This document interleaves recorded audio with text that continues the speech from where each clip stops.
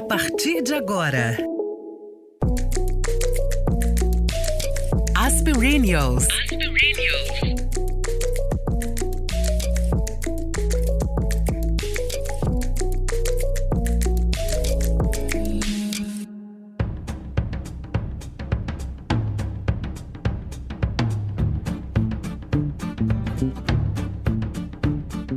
Olá, sejam bem-vindas, sejam bem-vindos a mais um episódio de Aspirinios. Essa é a temporada Plenas, em que estamos conversando com mulheres e, por que não, homens, com histórias de vida inspiradoras.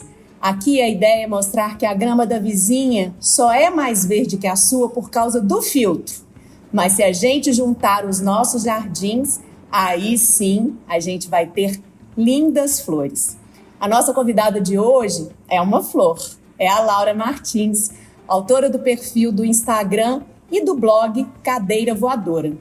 A Laura é cadeirante e acredita e prova que as suas rodas podem ganhar o mundo. Foi graças a ela que eu consegui levar o meu pai para se despedir do mar um mês antes de ele falecer. Laura querida, seja bem-vinda a mais um episódio de Aspirinios. Gente, é uma alegria tão grande estar aqui com vocês. Eu tô super feliz. E, Natália, você acredita que eu não lembrava mais dessa história? Não lembrava. Gente, fiquei tão feliz agora. Foi você responsável por um dos momentos mais bonitos da nossa vida. Que felicidade. Nossa, eu falo que assim, não tem pagamento da vida maior do que esse, sabe? A gente poder contribuir para que a vida das pessoas seja melhor, né? Fico super feliz. Fernandinha maravilhosa, tudo bem, amor? Tudo bem, finalmente estamos conseguindo conversar com Laura, né, gente? Mas achei a temporada muito adequada, né? A gente tá tentando aí, sei lá, há um bom tempo falar com ela, mas assim, nada mais plena do que Laura, né, gente? Pelo menos gente, assim. Pois é, e a gente fica plena perto de vocês, mesmo que a gente não queira. Gente. Ah, não, gente, vocês são plenas. O nome dessa temporada é muito adequado. É muito adequado. A gente tá tentando, né, Laura? A gente tá tentando aí. Mas é assim mesmo, a gente tenta todos os dias. O problema é quando a gente para de tentar, né? Porque a vida é instabilidade. Eu acho que ser plena é também saber conviver com as instabilidades. Ainda mais pra gente que mora num país que é difícil, tá passando por um período muito difícil, mora num mundo que também tá passando um período muito difícil. Não tem jeito de ser plena sempre, pelo menos aquilo que a gente entende como plena, né? Eu já fico muito feliz de me manter na corda bamba sem despencar lá de cima. Nossa, e se despencar eu volto, sabe? Isso aí, se cair, levanta. É isso aí.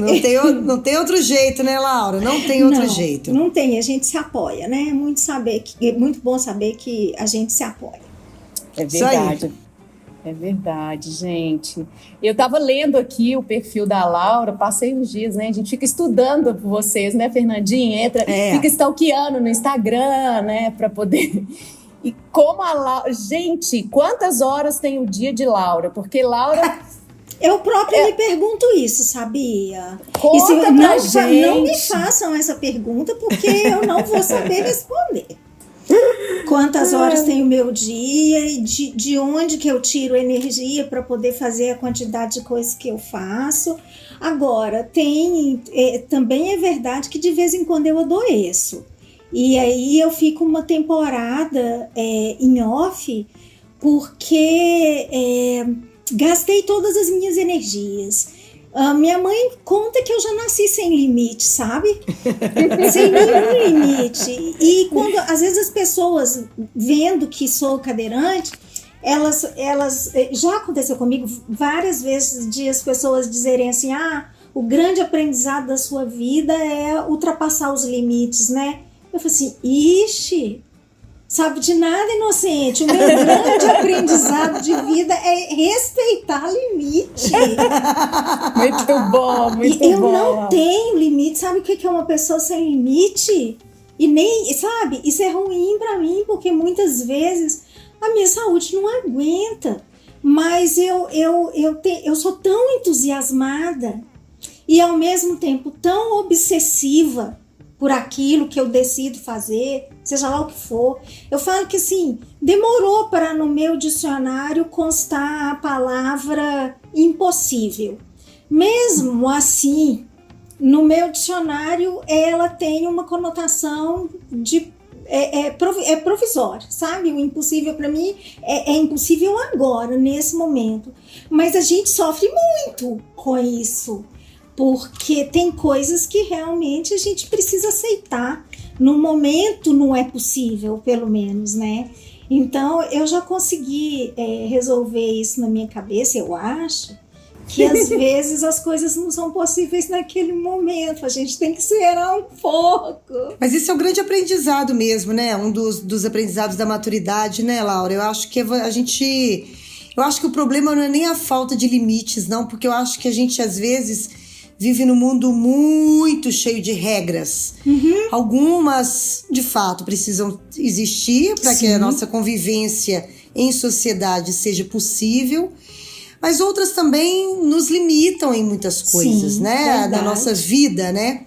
Então, quando você tem a noção de que você não tem limites para viver e que você sabe que a falta de limite, às vezes, também é preciso dar uma parada e você tem essa consciência, eu acho que facilita um pouco a vida, né? Quando você tem essa noção de que... Mas eu não acho que falta de limites seja tão, assim, nessa sociedade tão castradora que a gente vive, né? Em vários aspectos, principalmente para nós mulheres, e principalmente fique imaginando para você que, além de ser mulher, ainda é cadeirante, né?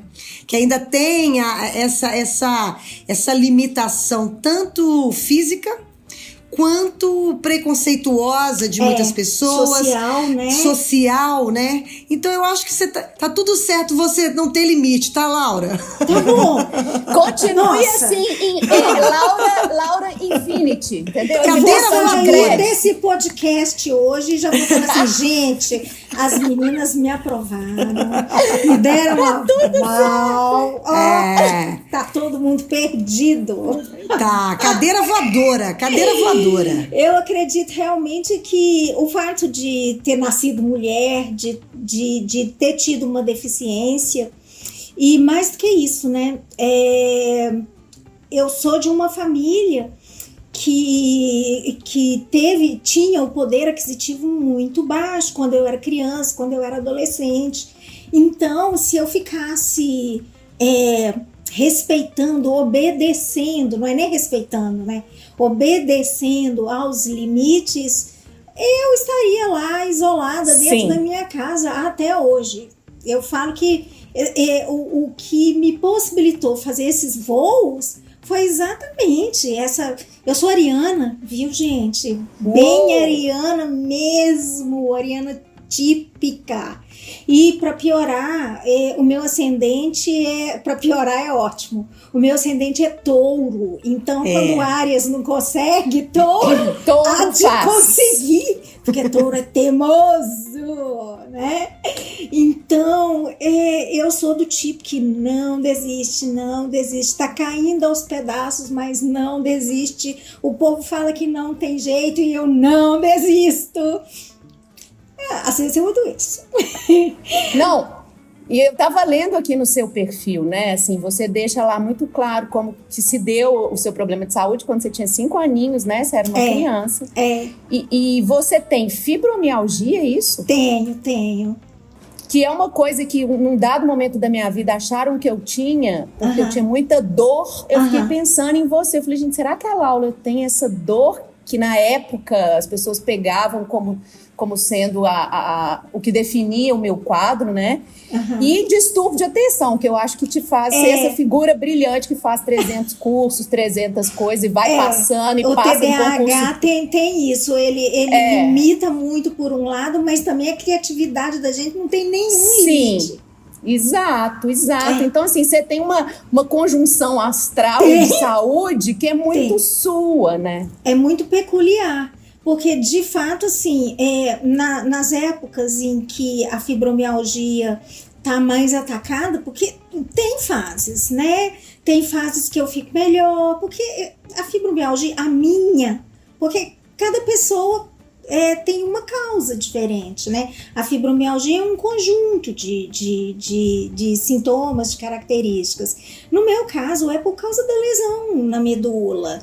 Então, sim. Por exemplo, se eu sofro uma pancada, o caminho, os neurônios avisam para o meu cérebro que eu sofri uma pancada, o cérebro tem toda uma reação para poder me proteger, e a dor é uma reação de proteção também, só que quando o cérebro manda mensagem de volta, tipo, não é para tanto, não precisa sentir tanta dor, meia hora de dor é suficiente, aí nesse meio do caminho essa mensagem fica truncada por causa da lesão na medula.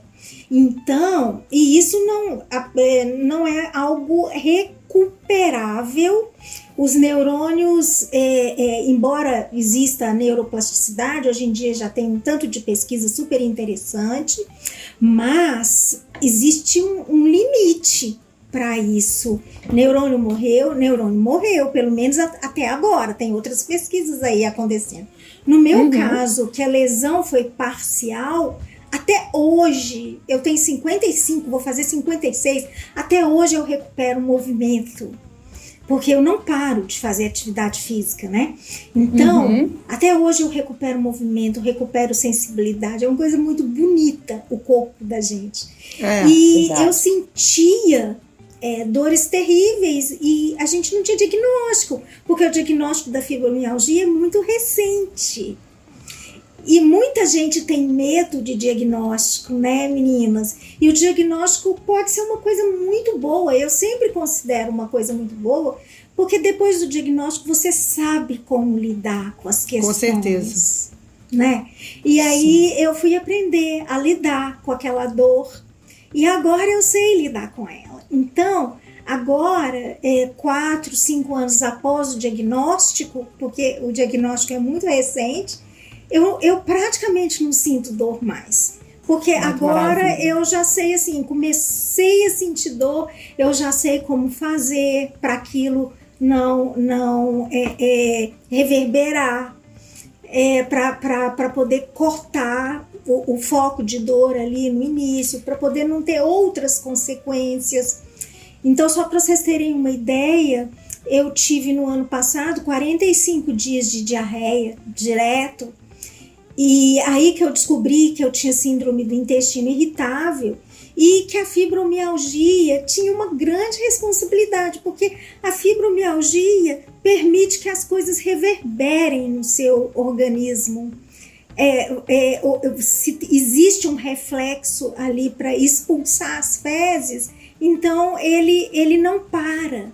E tudo é assim no meu organismo, tudo é assim. Então, a gente precisa aprender a lidar com tudo. E aí eu fui aprender a lidar com tudo.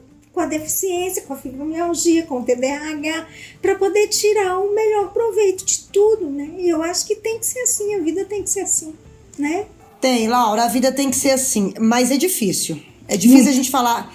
É difícil a gente falar, pra gente também não romantizar as coisas pelas quais, as dores pelas quais a gente passa, né? E eu fico pensando... Tem razão. Que a cabeça, né? Eu gosto muito de falar isso, assim, que a cabeça da gente... O corpo, ele tá interconectado, né? Tá tudo ligado. Você acabou de falar, né? De uma diarreia...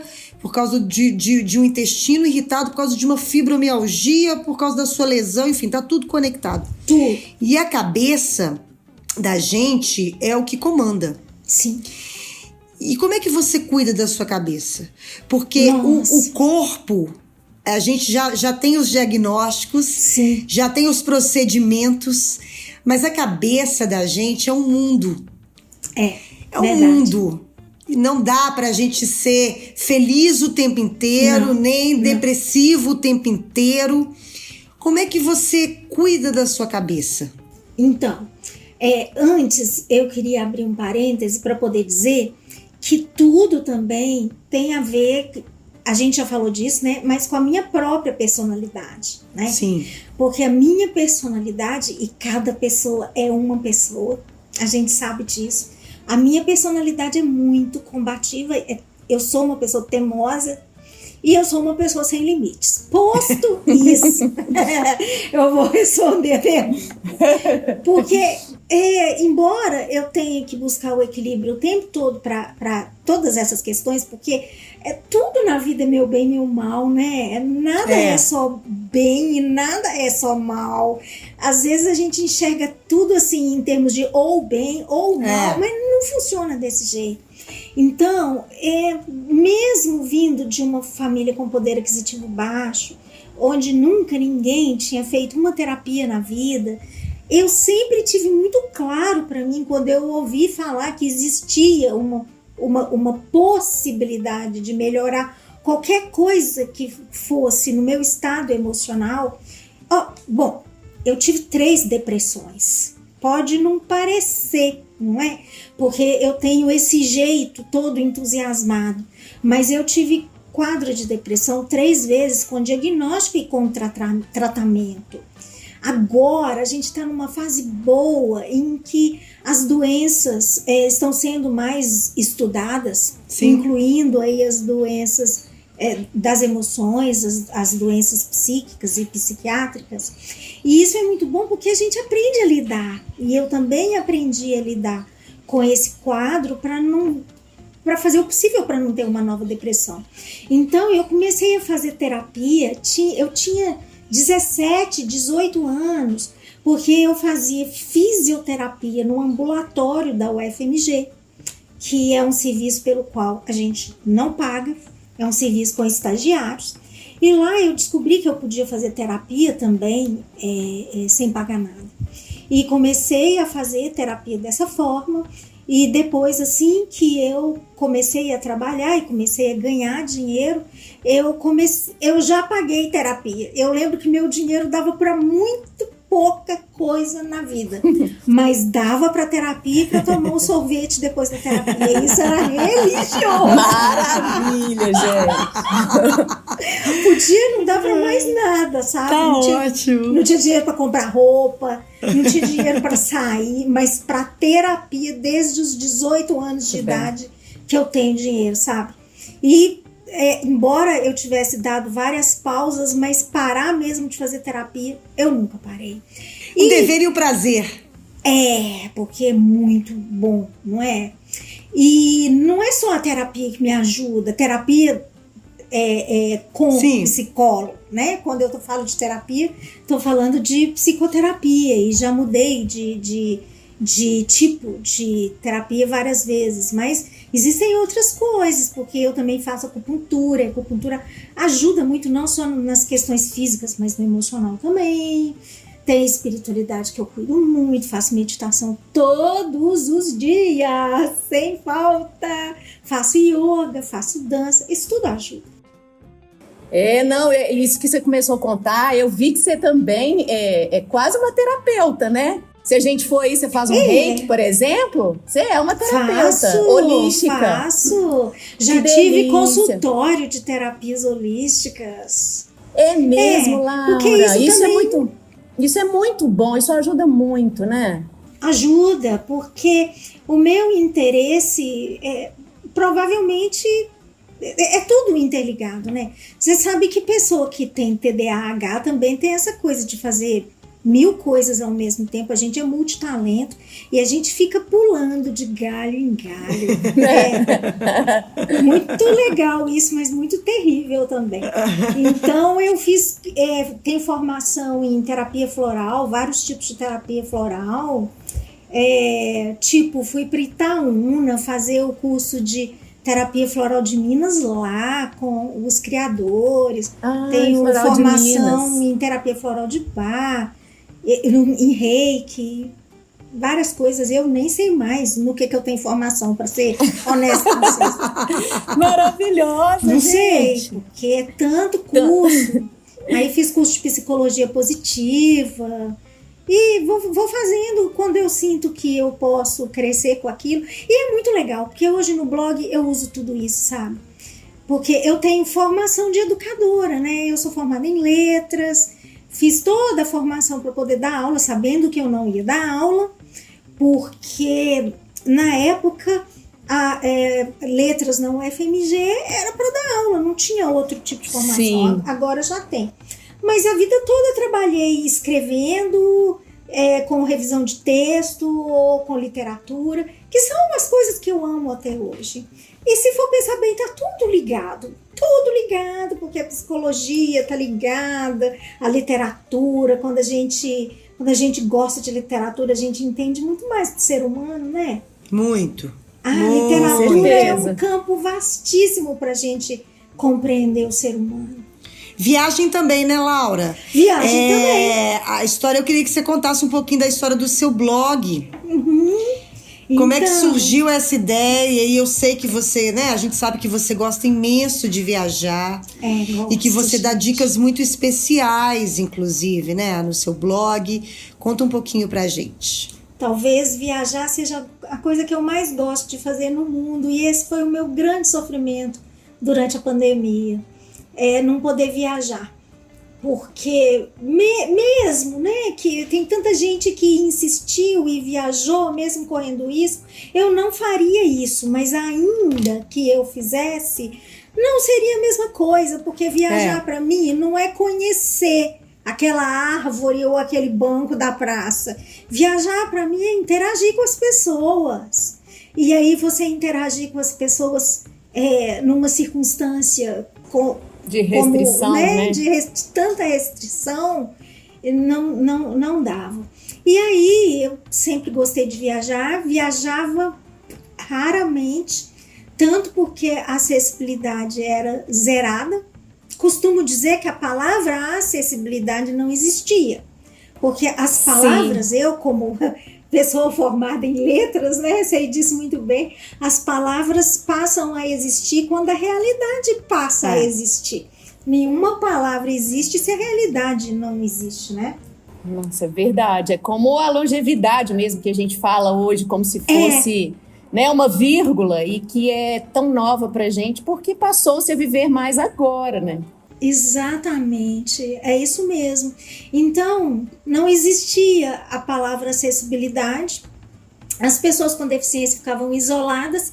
Se tinham deficiência intelectual, eu cheguei a presenciar isso, porque eu tinha uma grande amiga que tinha uma prima com deficiência intelectual, não se falava, nem existia essa expressão, deficiência intelectual, a gente falava retardada, não é?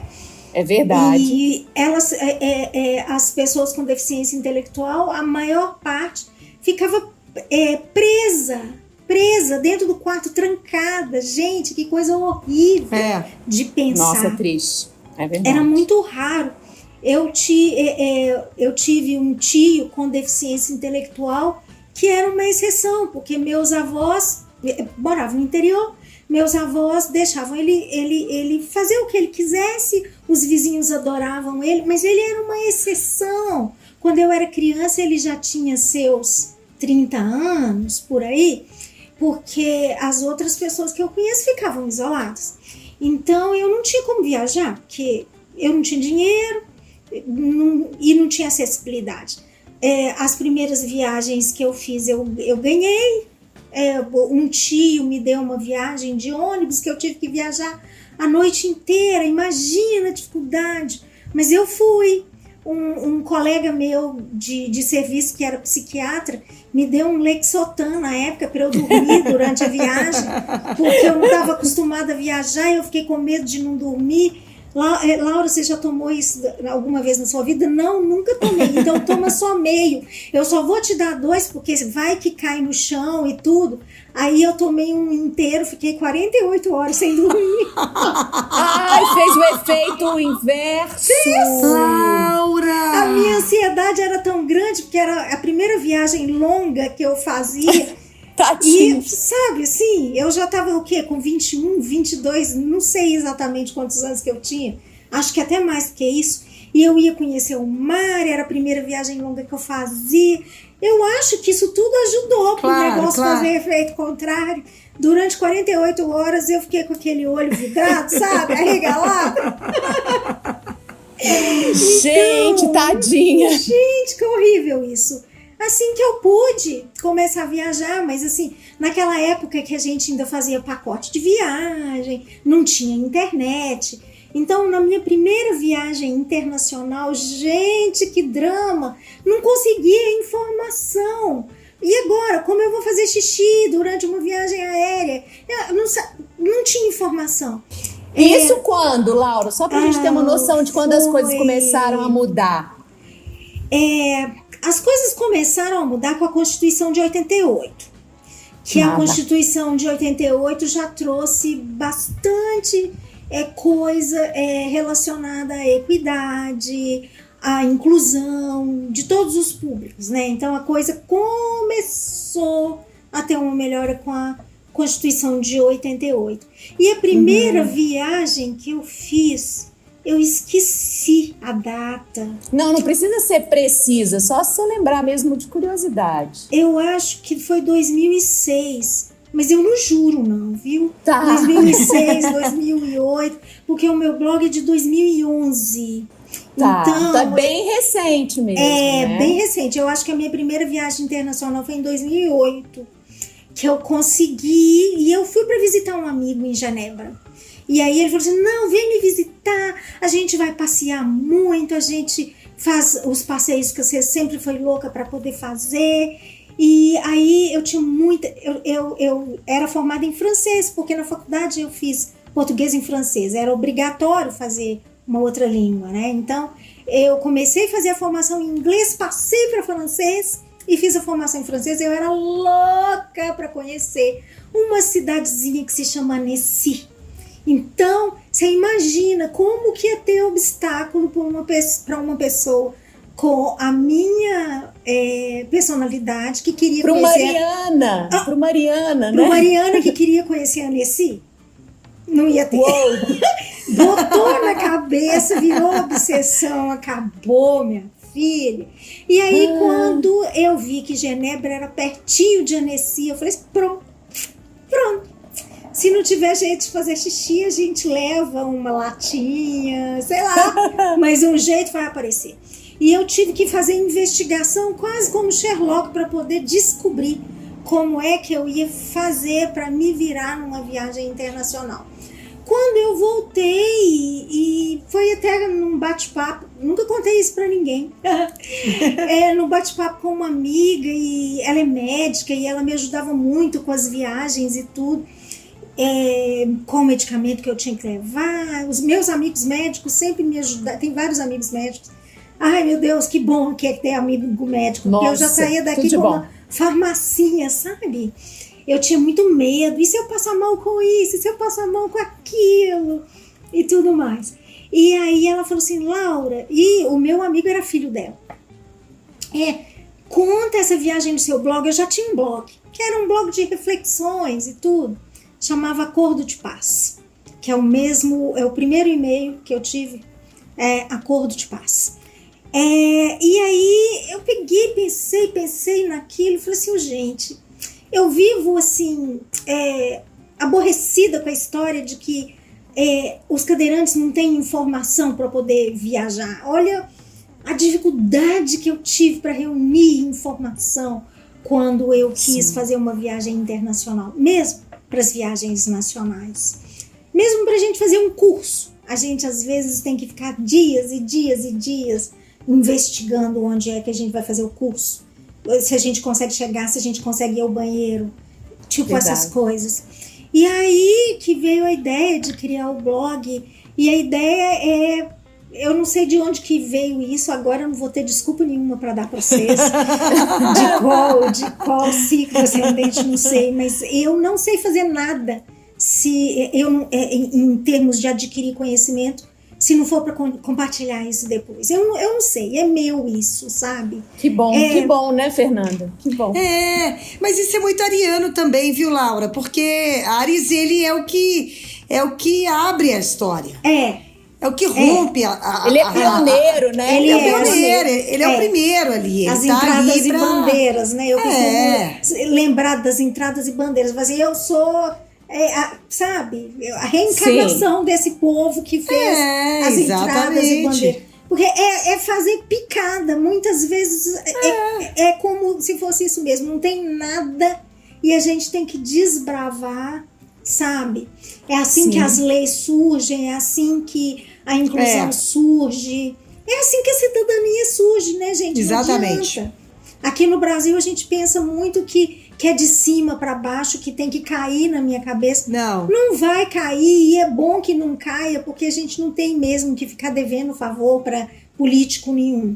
A gente é que tem que fazer acontecer, né? E é isso, assim que o blog surgiu. A gente exerce a nossa cidadania muito pouco, né, Laura? Muito pouco. Praticamente nada, né? Vamos combinar. Com exceção de uns gatos pingados, que já tem essa consciência, a maior parte das pessoas quer ganhar alguma coisa. Quer que alguém conceda. É bem da formação do Estado brasileiro. Eu falo que assim, desde as capitanias hereditárias, né? Você é amigo de quem? Olha aqui, você sabe com quem você está falando?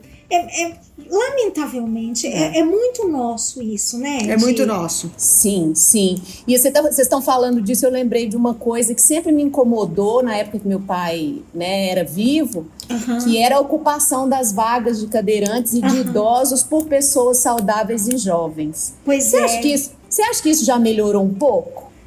Que as pessoas pararam de dar o truque nas vagas? Gente, eu ficava muito indignada. Eu ainda fico, mas hoje eu presto menos atenção do que eu prestava na época. Eu acho que não pararam. Não param. Não. É claro que algumas pessoas estão mais conscientes. São pessoas que estão numa bolha. A bolha dos conscientes, sabe?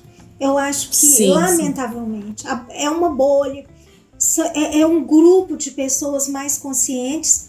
E nós, porque eu me considero uma pessoa um pouco mais consciente, a gente não dá conta de educar as outras. Porque tinha que ser uma política pública, tinha que estar lá na escola para os meninos, sabe? Tinha que começar cedo, né? Tem que começar cedo.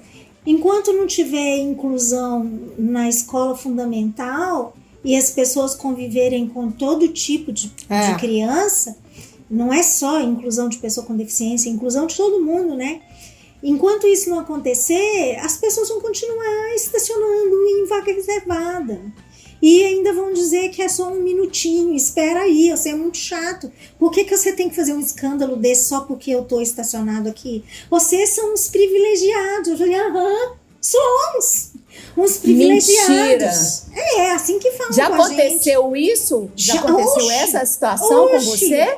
Já aconteceu comigo e com um tanto de gente que eu conheço. A gente é privilegiado porque a gente tem isenção de impostos para comprar carro. O pessoal não sabe o tanto que custa uma adaptação para o carro.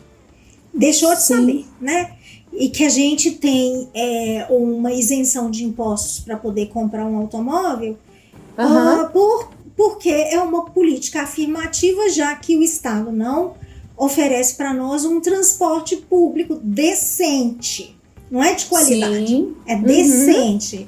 Aí a pessoa vem e fala assim comigo, Laura, mas todos os ônibus em Belo Horizonte são adaptados para cadeirante. Eu falei, diz que.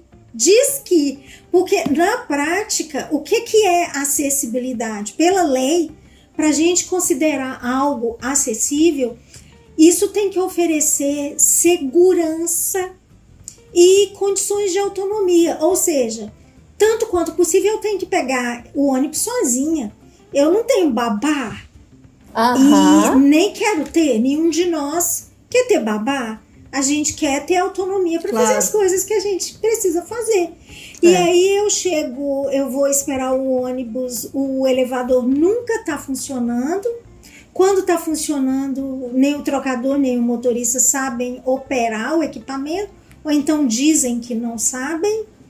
E mesmo quando está funcionando e quando alguém sabe operar, não é seguro. Vira e mexe, eu ouço falar de alguém que sofreu um acidente. Ou a própria pessoa com deficiência, ou alguém que tentou ajudar. Ô, gente, alguém vai tentar ajudar a gente e sofre um acidente? Como assim? E aí a pessoa vem e diz que eu sou privilegiada porque eu tenho uma isenção de impostos para comprar um automóvel num país que não tem um transporte público que eu possa pegar? Não, e você tá falando de transporte público, eu tô lembrando de um dia que a cuidadora do meu pai resolveu dar uma volta. Ele morava na Cidade Jardim, gente, para quem não sabe, Cidade Jardim é um bairro de Belo Horizonte que não é cheio de muitos morros, né? Em se comparando com o Santo Antônio, por exemplo, Cidade Jardim é quase plana, vamos combinar? Assim, né? Se a gente comparar com a Serra, onde a Fernanda mora, enfim, é um bairro com algumas pequenas elevações. E eu me lembro que eu marquei de ele fazer uma aula de inglês para treinamento do cérebro, né? Era a uma quadra, era tipo assim, uns 400 metros de um lugar onde ele vivia, a instituição onde ele vivia. E a cuidadora era uma menina guerreira, brava, assim, ela não tinha tempo ruim, ela topava tudo. Gente, ela falou, Nath, eu tive que ir pelo meio da rua porque as calçadas não possibilitavam. É assim. E ela falou, se fosse uma cuidadora menos experiente, seu pai teria caído no primeira quadra, entendeu? Sim. Então, assim, já começa, você pensa uma pessoa que sai de casa para chegar até o ponto do ônibus, como que ela circula nessa calçada esburacada e sem nível que é a calçada? Eu tenho muitos leitores que contam que no bairro em que eles moram, a rua não é asfaltada e não tem nem passeio. Como que um cadeirante, às vezes como cadeira motorizada, que é muito mais complicada de locomoção do que uma cadeira manual, como que um cadeirante vai sair de casa se ele não tem nenhum passeio? Se chove, ele não sai de casa. E depois a gente é privilegiado porque tem uma vaga reservada. Muita gente não sabe que a vaga é reservada por questões de segurança. Eu preciso estacionar o mais próximo possível do lugar aonde eu vou para que eu não corra nem risco de ser atropelada. Numa cadeira de rodas eu fico numa altura que se eu estiver atrás de um carro, uma pessoa não vai me ver. Essa é uma das questões. A outra questão é uma questão de conforto mesmo, no sentido de eu não ter que percorrer longas distâncias, já que eu tenho uma dificuldade de locomoção, outra pessoa tem. Então, não existe privilégio, existe uma forma de tornar a vida um pouco mais assim, funcional, digamos assim. Mas as coisas aqui no Brasil, elas são discutidas muito superficialmente. Sim, verdade. De política a questões como a acessibilidade, né? Então, assim, que seja para o cadeirante, que seja para as pessoas mais velhas, que seja para as mulheres, para os negros, né? Então, tudo aqui é discutido de forma muito superficial. Sim. E as pessoas, a gente sabe, isso é uma realidade. Nos últimos anos, a gente tem se assustado com isso, porque descortinou-se um brasileiro que a gente sabia que existia, mas ele não estava tão na nossa cara, né? Tão visível. Então tão visível, e isso também é muito triste de pensar que essas pessoas, muitas delas sabem sim porque existe aquela vaga ali, entendeu? Que seja pro idoso, que seja pro cadeirante, mas não faz questão.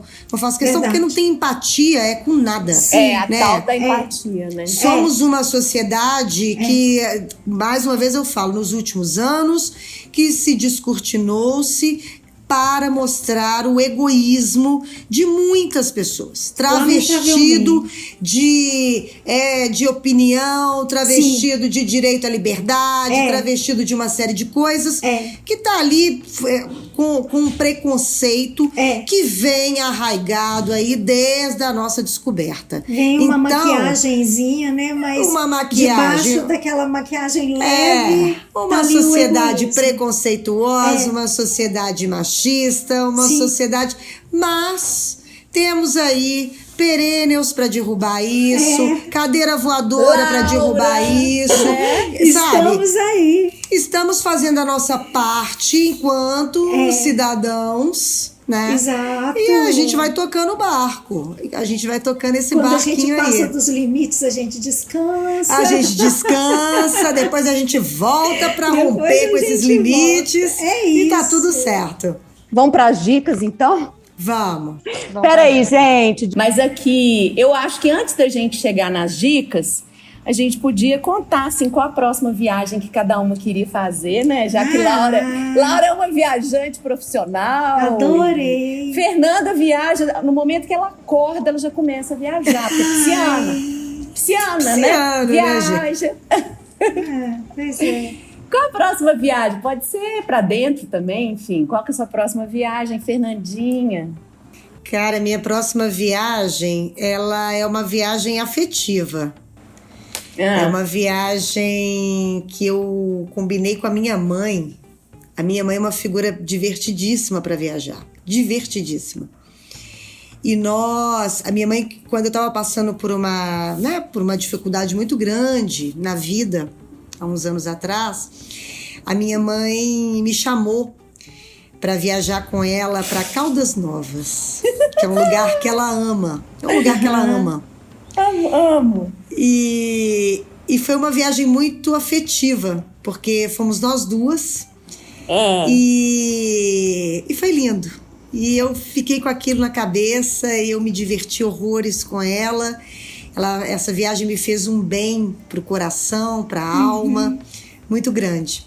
E eu disse a ela que quando eu tivesse melhorado, quando a minha vida estivesse entrando nos eixos novamente, quando eu tivesse, de volta ao meu prumo, que eu iria voltar a Caldas Novas com ela, pra gente fazer essa viagem afetiva novamente. Poderia ser para qualquer outro lugar.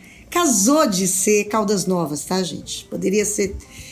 E eu disse a ela que faríamos essa viagem quando eu tivesse de volta ao meu prumo. E faremos essa viagem agora, no meio do ano. E ela tá lá já empolgadíssima fazendo a excursão. Vamos encaixar mais gente, tá? Meu marido, minhas irmãs, com o sobrinho, com o amigo, ela foi juntando toda a galera e todo mundo assim, mas Caldas Novas?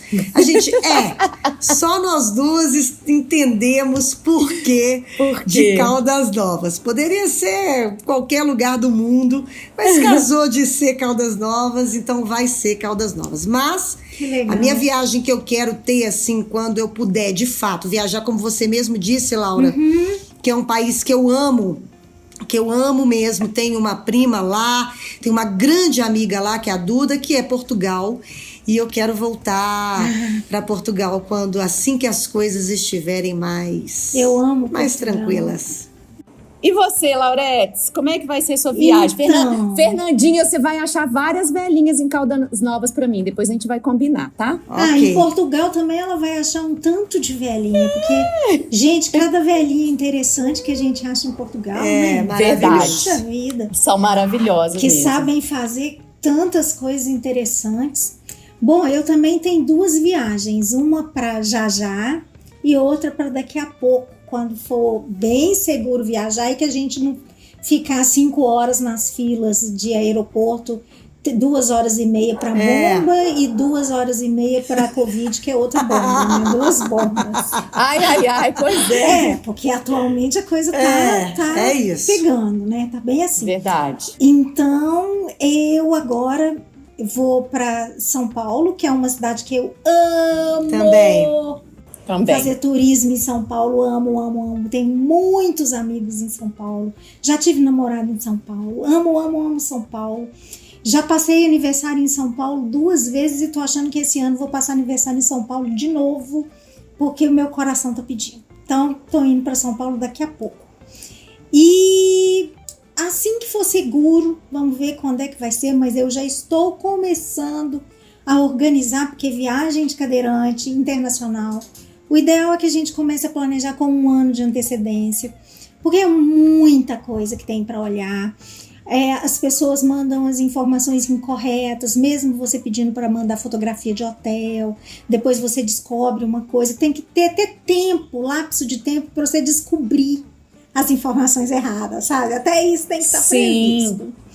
Aí eu quero ir para um lugar que eu ainda não tinha ido, porque não tinha acessibilidade o suficiente, e eu acho que podia ser até traumático, e eu não queria que essa viagem fosse traumática, sabe? Eu vou para Provence. Que bom! Tem, assim, anos que eu tô gestando essa viagem e sempre em contato com uma brasileira que mora lá há muitos anos, uma blogueira. Antes de eu ter blog, eu já seguia o blog dela, e agora ela me falou: Laura, vem! Tá numa época fantástica para você vir, já tem isso, já tem aquilo. Eu tenho condições, ela trabalha com viagens, organizando a estadia das pessoas na região. E aí ela falou comigo: pode vir que agora tá liberado, tá tudo dominado. Ai, que delícia. Não tá tudo dominado não, mas assim, eu vou ajudar a terminar. Isso aí. Com E certeza. eu sou maluca para conhecer a Provence. Então, vai ser minha primeira viagem internacional no retorno, se Deus quiser. Ai, que delícia, que bom. Então, vou ter que combinar com a Fernandinha, no caso, porque o meu próximo destino, com certeza, vai ser Portugal, porque eu estou finalizando meu processo de cidadania e eu quero comemorar em loco a minha europeidade, entendeu? Porque entendi. eu, com 45 anos, eu vou conseguir aquilo que eu já devia ter nascido, que é ser europeia. Mas eu não sei, infelizmente, né? Quando que vai ser isso, por exemplo? Eu e meu irmão, a gente estava falando de julho, que é meu aniversário também e tal. Mas com guerra, gente, a gente tá em guerra, né? Olha que loucura. Enfim, quando tiver que ser, vai ser e vai ser lindo. Né? É isso. Eu acho que é isso, pronto. assim. É isso. E agora a gente já emenda com dica, começando com Laura. Dicas Aspirinios.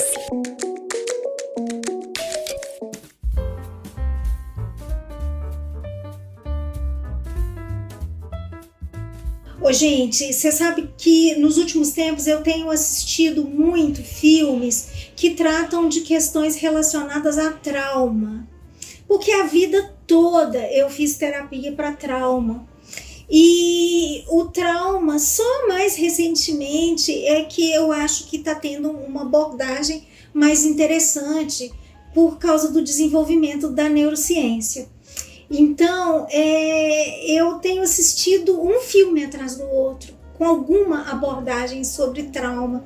E eu acho que vocês vão levar um susto com o filme que eu vou indicar, que não é um filme, é uma série, que é The Mandalorian. Gente, que maravilhosa! Eu falei assim, eu quero indicar uma coisa inesperada. Eu indico maravilhoso. The Mandalorian. Eu sou fã da Marvel e The Mandalorian foi das melhores coisas que eu assisti nos últimos tempos da Marvel e em geral achei muito bem feito. Fiquei impressionada com a direção. E que eu nem posso falar com o ator, porque 3 atores diferentes fizeram o protagonista, né? Mas assim, seja lá quem foi que estava dentro daquela armadura. É impressionante como que um personagem pode passar tanta emoção só com movimento de cabeça, de ombro e de mãos, assim, postura de corpo. Eu achei impressionante, sabe? Eu fico arrepiada. É um trabalho conjunto de música, de direção, de tudo. E achei muito interessante essa questão do trabalho com o trauma, porque ele foi uma criança, eles chamam no filme de enjeitada, criança enjeitada, que é uma criança órfã por causa de guerra. Então ele foi acolhido por um soldado, por um mandaloriano, que eles tinham no código de ética que quando eles dizimassem uma cidade por causa da guerra, né, eles eram matadores profissionais, eles teriam que cuidar das crianças, dos órfãos. E então alguém cuidou dele, ele virou um cowboy do futuro, né, ele ganhava dinheiro matando, ou pelo menos capturando as pessoas. E é ele que vai capturar o Baby Yoda. Ele se apaixona pelo Baby Yoda, aquele cara que vive pra matar, se apaixona por um bebê. E é aí, eu nunca vi ninguém falando sobre isso, mas foi isso que eu vi no filme, sabe?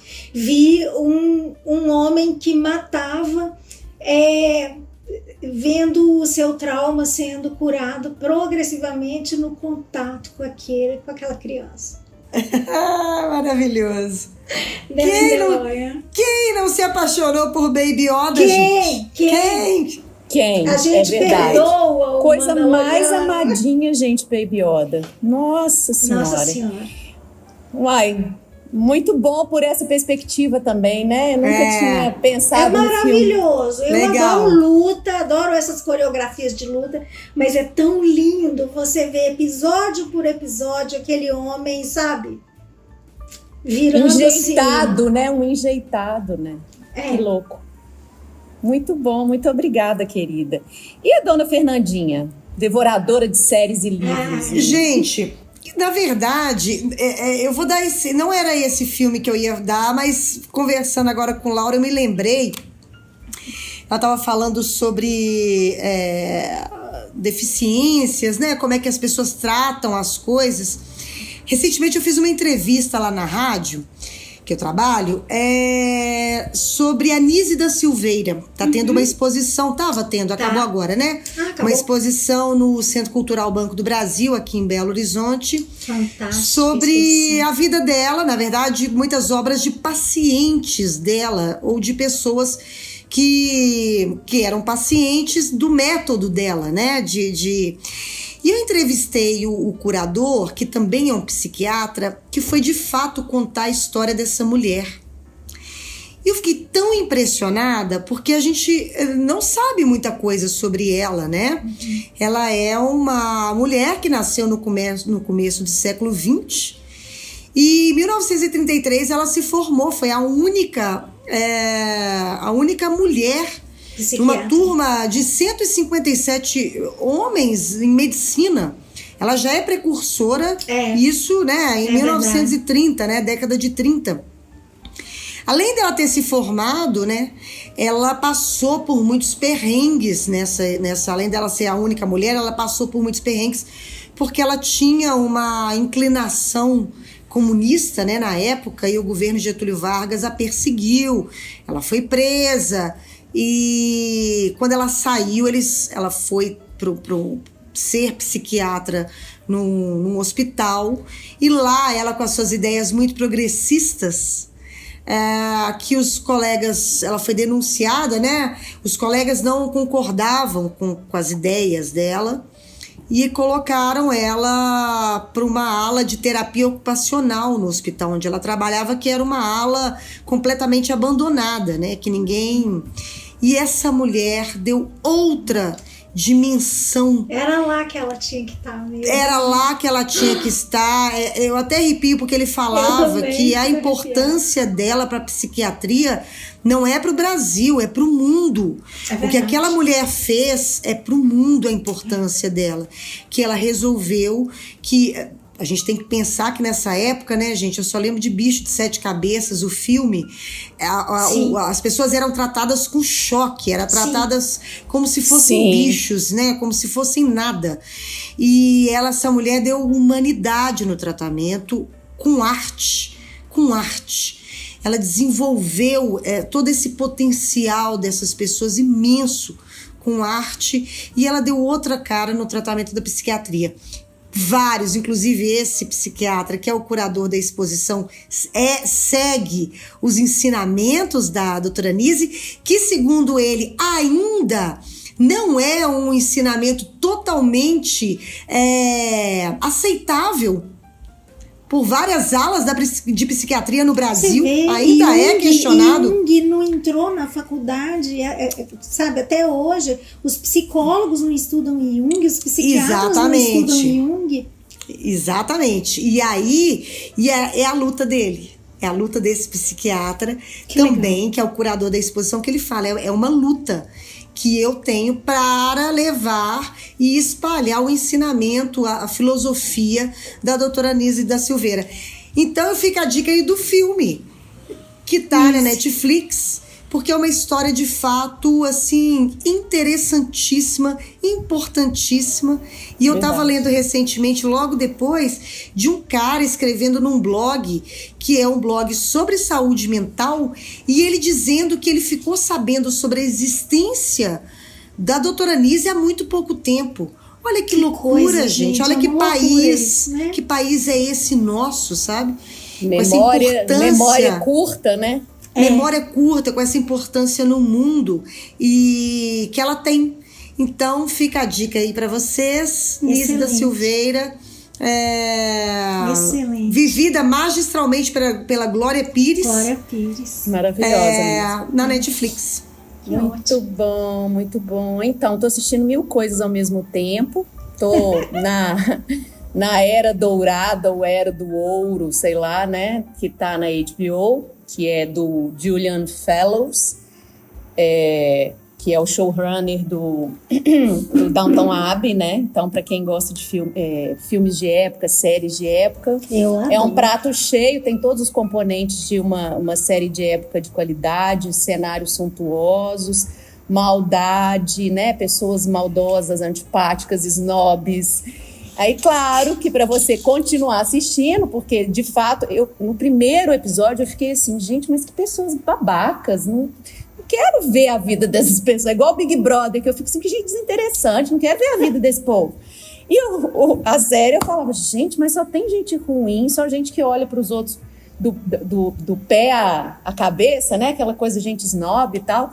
Mas aí é óbvio que eles te pegam por uma mocinha legal, né? Aí tem uma trama paralela de uma personagem negra que é muito linda, assim, é uma das tramas paralelas ali dentro, que é das mais bacanas.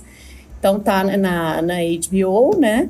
Mas filme mesmo, eu tenho um filme que eu tava procurando por muito tempo, eu assisti esse filme no cinema e agora ele tá em cartaz no Filme, eu tô fazendo um merchanzinho porque eu estou fazendo uma parceria com eles, mas eu já disse isso aqui, né, Fernanda, que é uma das plataformas que eu mais gosto, porque eles têm uma característica que todo filme que tá lá é bom, né? Porque às vezes você abre uma Netflix, que eu também adoro, tá? Adoro Netflix, nunca vou deixar de assinar, mas às vezes você entra, você tem que fazer uma busca para chegar em alguma coisa de qualidade, né? E a oferta do Filme é bem menor, obviamente, é uma plataforma muito menor, mas tudo que tá lá é bom, ainda que não seja exatamente seu estilo de filme, mas tem muito a ver comigo, são os filmes independentes, mais europeus, a grande maioria de filmes franceses. Esse filme em especial é um filme, ele se chama 10.000 quilômetros, ele não foi traduzido para o português, porque ele em inglês é long distance, que é essa coisa da longa distância. É um casal, ele é espanhol, ela eu esqueci a nacionalidade, mas ela vive com ele lá na Espanha, eles moram juntos, eles estão planejando, são jovens, né? Jovens, apaixonados, andam pelados, transam, uma relação gostosa, né? E eles estão planejando ter um filho, e ela se inscreveu sem que ele soubesse numa bolsa de fotografia, que é o ofício dela e que está adormecido, e ela passou. E aí ela tem a oportunidade de morar 1 ano na Califórnia. Imagina para um relacionamento, o cara esperando ali, que agora nós vamos ter o filho, essa quebra, né? E aí, para eles sustentarem essa distância, eles combinam de ficarem conectados o tempo todo. Então, eles comem, eles dormem com a tela ligada e o outro vendo do outro lado, assim. É um dos filmes mais lindos de relacionamento amoroso que eu já vi nos últimos tempos, porque ele não é aquele Já me clássico. convenceu. É um filmão, assim, ele não é aquele clássico filme tipo Julia Roberts e Hugh Grant, né? Final feliz e tal. É um filme que te faz pensar, né? E é delicioso, é sexy, mas sexy sem ser vulgar. Então chama-se 10 mil quilômetros, tá? No Filme. Eu até olhei no Just Watch, que algumas coisas do Filme estão em Prime Video também, mas esse eu não encontrei. Então, um filme espanhol muito, muito lindo, sobre relacionamento e sobre as coisas, as surpresas que a vida prega na gente, né? Que você tá achando que vai ali ter o seu filho e de repente aparece uma coisa que muda tudo. É a vida, né? É a impermanência da vida. Isso. Então, depois disso tudo, a gente vai tocar pra onde? A gente vai com a Laura pra São Paulo, Fernandinha, é isso? Vamos com a Laura pra São Paulo. Oba. Então, pronto. Então, já é. E como que as pessoas fazem para encontrar a gente, Fernanda? Assim, fora aqui do podcast, se elas quiserem nos encontrar, não fisicamente por hora, mas virtualmente. Fale com @asperennials.com.br ou lá no Instagram mesmo. No Instagram mesmo, DM. Agora, se quiser encontrar com a gente, pode dar uma banda ali na Savassi. Fernandinha sai da rádio, tá sempre por ali, né? Isso. E eu aqui em Guarani, se quiser vir aqui também, tá? Beleza. Mas vamos esperar o carnaval passar, ver o que vai dar isso aí, né? Pra gente ver como é que vai ser. E aí a gente volta a encontrar depois disso. Daqui a pouco a gente encontra, exatamente, com a 4ª dose da vacina. Isso aí. Isso. Gente, Laura, muito obrigada, foi maravilhoso. Eu que agradeço, gente, foi uma honra, uma alegria muito grande, sinceramente. Uma alegria. Fernandinha, fala com ela como você fala. Uma alegria. Alegria de receber aqui. É muito melhor bom. ser alegre que ser triste. Alegria com certeza. É a melhor coisa que existe. E para seguir a Laura, @cadeira voadora no Instagram. Isso aí é o começo de uma história que aí você vai mergulhar na vida dela e vai se encantar. É o começo de uma história, porque tem tanto post lá no blog, tem que ir lá no blog conhecer. Exatamente. Obrigada, querida. Obrigada Beijo. a vocês, meninas. Crescente sucesso. Obrigada. Um beijo.